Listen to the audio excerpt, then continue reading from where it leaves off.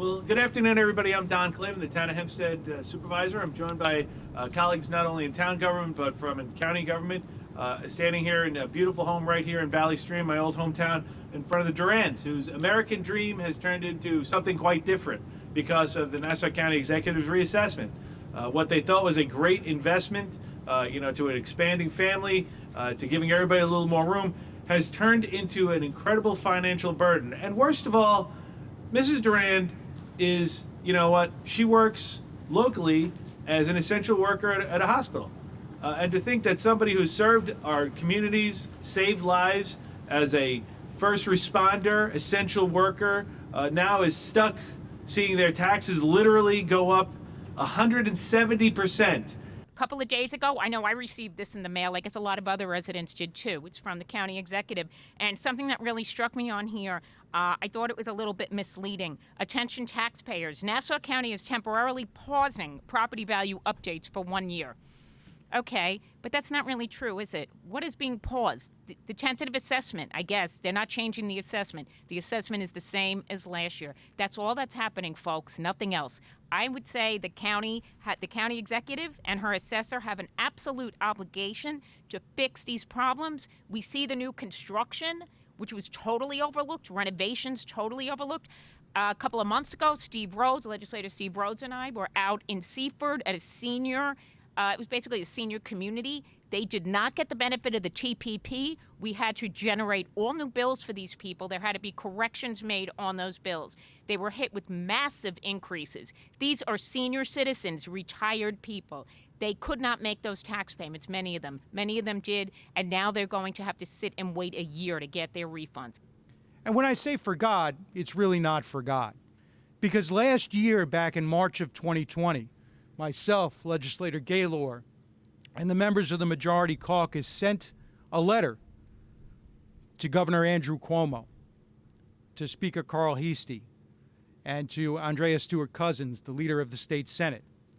The same warning we gave to the county executive, that by failing to include new construction, by failing to include the Durands, by failing to include 1,100 residents throughout the state who were impacted by this, you were subjecting them to massive tax increases. In fact, we wrote to them, homeowners that have completed renovations, even if not connected to Superstorm Sandy, will find themselves with higher assessments that are not mitigated by an exemption that every other eligible homeowner receives. These homeowners will unfairly shoulder a disproportionate share of taxes due to the shifting tax allocations caused by the exemption. And we are seeing it now. Listen, the bottom line here is that the Durands, happily married, 3 beautiful children, came to North Valley Stream to live the American dream. And what are they living now? The American nightmare. Okay, they've asked for help. It's fallen on deaf ears. We're here to point out that there is a problem with the way the assessment process is working. It's a problem that we identified at the county legislature last year. We identified it and sent letters in writing to the county executive, to the state, and that problem has fallen on deaf ears. In fact, they'll tell you there is no problem, that it's a perfect reassessment system, that it's a defensible tax roll, and there are no problems. But look, Mr. Borelli and his family, the Durands, these are real people who now have to pay extraordinary amounts of money they can't.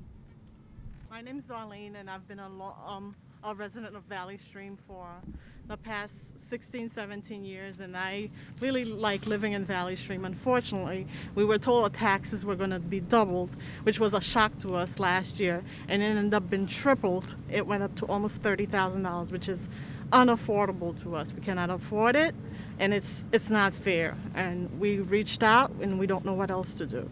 So this is our last resort, so we don't know what else to do.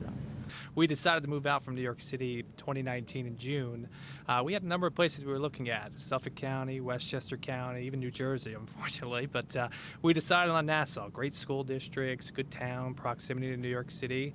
And after October, I received a bill from you, I believe, that my taxes have gone up by roughly $21,000. So I am here to say I'm willing to pay my fair share of taxes, but it has to be equitable, and I think it also has to be commensurate with the value of my property is. And right now, it's not. So, the challenge I have is, what are we going to do to fix it?